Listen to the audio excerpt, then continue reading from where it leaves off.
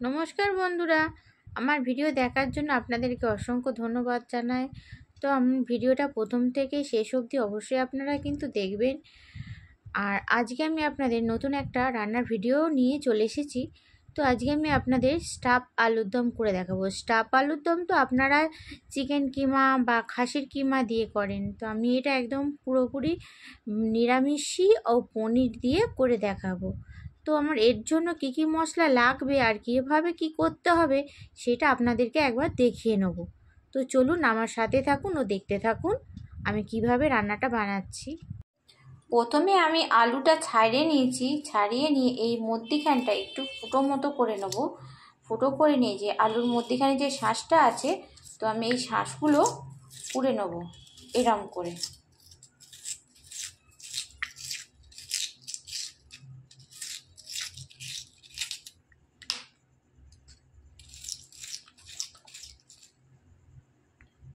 তো দেখুন আমি আলুর ভেতরগুলো ঠিক এরকম করে মানে শাঁসগুলোকে পুড়ে বার করে নিয়েছি।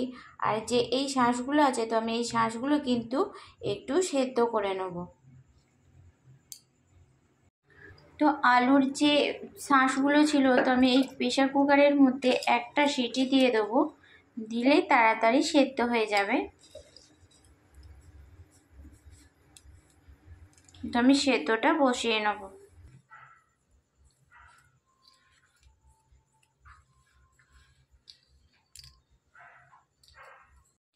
আলুগুলো আমি একটু নুন আর হলুদ মাখিয়ে নেব। তো নুন হলুদ মাখিয়ে নেওয়ার পর তারপর আমি এই আলুগুলো ভেজে নেব। তো নুন হলুদ মাখিয়ে নিই ভালো করে। আমি কড়াইয়ে সর্ষের তেল দিয়ে দিয়েছি। তো আমি এটা কিন্তু সর্ষের তেলেই করব। তো আমি এটা আমার তেলটা গরম হয়ে গেছে, আমি একটা একটা করে আলু ভাজতে দেবো। আমি আলুগুলো দিয়ে দিয়েছি, তারপর আমি এটা আলুগুলো উল্টে পাল্টে একটু তেলে লাল লাল করে ভেজে নেব।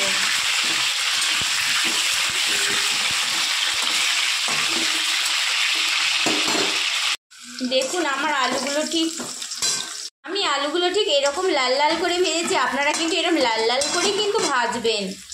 তো ভেজে নিয়েছি, আমি এবার তুলে নেবো এগুলো তেলটা ছড়িয়ে।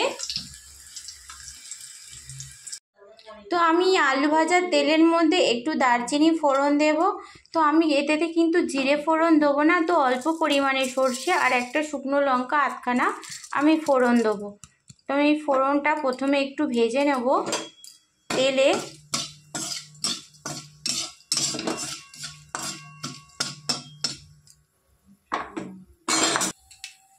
সর্ষে ফোড়নটা দিয়ে একটু ভাজা হয়ে গেছে, তারপর আমি কুচিয়ে রাখা একটু ক্যাপসিকাম এর মধ্যে দিয়ে দেবো।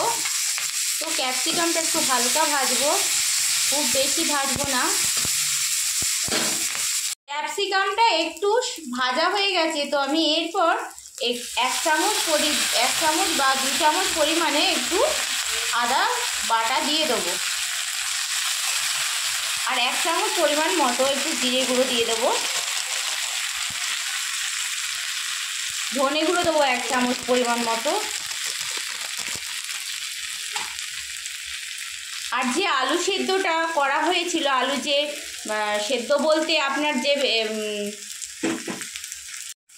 আলুর ভেতরে যে শাঁসগুলো সেদ্ধ করে নিয়েছিলাম, সেই শাঁসগুলো আমি এরপর দিয়ে দেবো। আর আমি এখানে একটু পনির গ্রেট করে নিয়েছি, তো পনিরগুলো আমি এর মধ্যে দিয়ে দেবো, দিয়ে একটু নাড়াচাড়া করে নেব।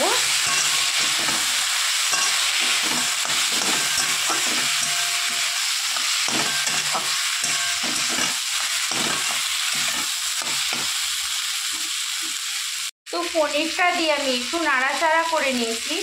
এরপর আমি অল্প পরিমাণে একটু হলুদ দিয়ে দেবো আর অল্প পরিমাণে একটু গুঁড়ো লঙ্কা দিয়ে দেবো আর স্বাদ মতো নুন দিয়ে দিলাম।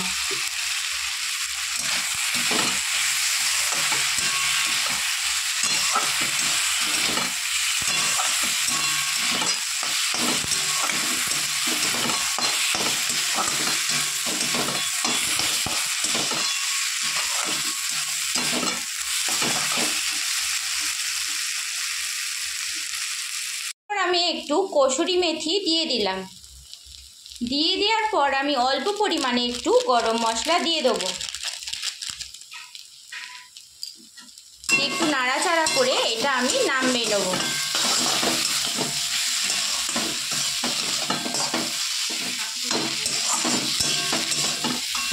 তো আমার এবার কিন্তু পুর মোটামুটি তৈরি হয়ে গেছে। পরিমাণ মতো একটু ঘি দিয়ে দিলাম।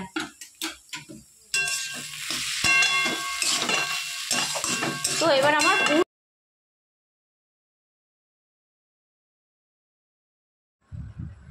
কিন্তু পুর রেডি করে নিয়েছি।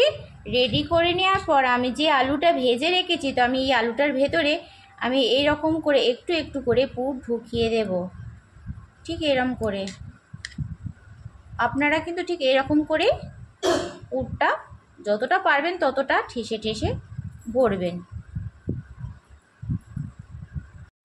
তো আমি একটা আলুর মধ্যে পুর ভরে নিয়েছি। তো আবারও আপনাদের দেখাচ্ছি, আর একটা আলু দিয়েও দেখাচ্ছি আপনাদের।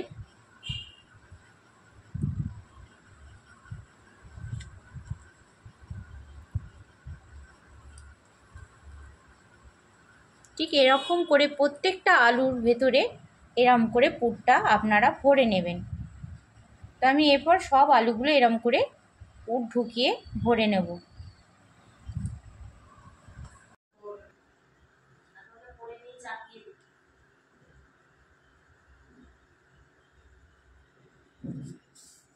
ক্যাপসিকামটা মধ্যিখানে একটু ফালা করে দে, তো 4 টুকরো করে দে মধ্যিখানটা।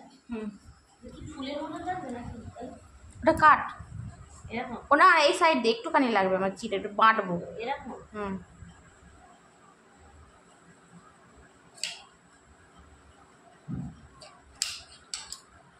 যেটা কাট ওটা কাট, 4টা টুকরো কর। ওইটা না এইটা।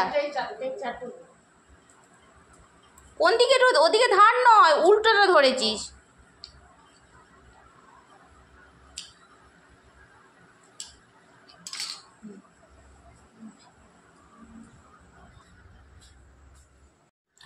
আবারও আমার কিছু বাটা মশলা লাগবে। তো এখানে আমি একটু অল্প পরিমাণে মগজদানা নিয়েছি, আর এখানে কাজু বাদাম নিয়েছি, একটু দারচিনি, এলাচ, লবঙ্গও নিয়েছি, আর নিয়েছি ক্যাপসিকাম কুচোনো। তো ক্যাপসিকাম হচ্ছে একটা গোটার হাফ। তো এটাও আমি এই 4টে জিনিস আমি বেটে নেব। তো আপনারা যেরকম আলু দিয়ে স্টাফ করবেন সেই পরিমাণ কিন্তু মশলা আপনাদের করতে হবে। আমি কড়াইয়ের মধ্যে তেল দিয়ে দিয়েছি, এক চিমটে মতো একটু গোটা সর্ষে ফোড়ন দিয়ে দেবো তেলের মধ্যে। ফোড়ন দেওয়ার পর ফোড়নটা একটু ভাজা হয়ে গেলে তারপর আমি একে একে বাটা মশলাগুলো দিয়ে দেবো। তো সর্ষেটা আমার তেলে ফোড়ন দিয়ে ভাজা হয়ে গেছে। তো আমি এখানে অল্প পরিমাণে একটু ধনে গুঁড়ো তেলের মধ্যে দিয়ে দেবো। দিয়ে দেওয়ার পর যে মশলাগুলো বেটে রেখেছিলাম, তো এই মশলাগুলো আমি তেলের মধ্যে ঢেলে দেবো।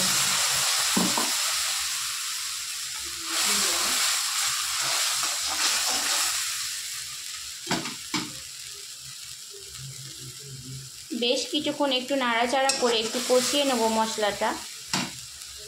গ্রেভিটা ফুটে গেছে, তারপর আমি একটু অল্প পরিমাণে 1 চামচ পরিমাণ মতো লঙ্কা গুঁড়ো দিয়ে দেবো। 1 চামচ পরিমাণ মতো একটু হলুদ গুঁড়ো দিয়ে দেবো। দেওয়ার পর আমি একটু মশলাটা আবারও কষিয়ে নেব।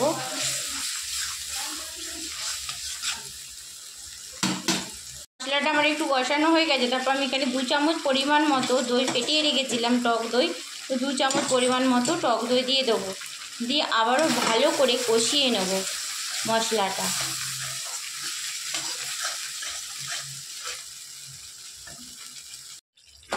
তো মশলাটা আমার কষা হয়ে গেছে সব কিছু দিয়ে। তো এবার আমি অল্প পরিমাণে জল দিয়ে দেবো। যেহেতু আলু আমি আগে থেকে ভেজে নিয়েছি লাল লাল করে, তো আলুতে আমার খুব বেশি জল পরিমাণে লাগবে না। তো আমার অল্প পরিমাণে আমি এখানে জলটা দিয়ে দেবো।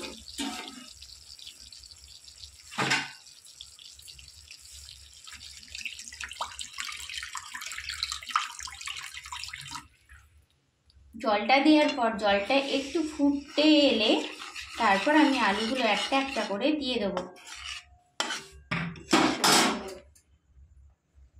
ঝোল ফুটে গেছে। এরপর আমি একটা একটা করে আলুগুলো ঝোলের মধ্যে ছেড়ে দেবো।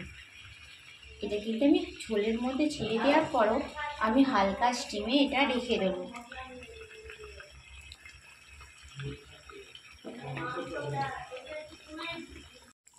তো আমার এবার আলুর দম পুরোপুরি রেডি। তো কাইটাও ঘন ঘন হয়ে এসেছে, আপনারা দেখতেই পাচ্ছেন। তো আমি এবার গ্যাসটা অফ করে দেবো। গ্যাস অফ করে দেওয়ার আগে আমি একটু অল্প পরিমাণে একটু দুধ গুলে রেখেছিলাম, একটু দুধ দিয়ে দেবো। দিয়ে দেওয়ার পর একটু অল্প পরিমাণে ঘি,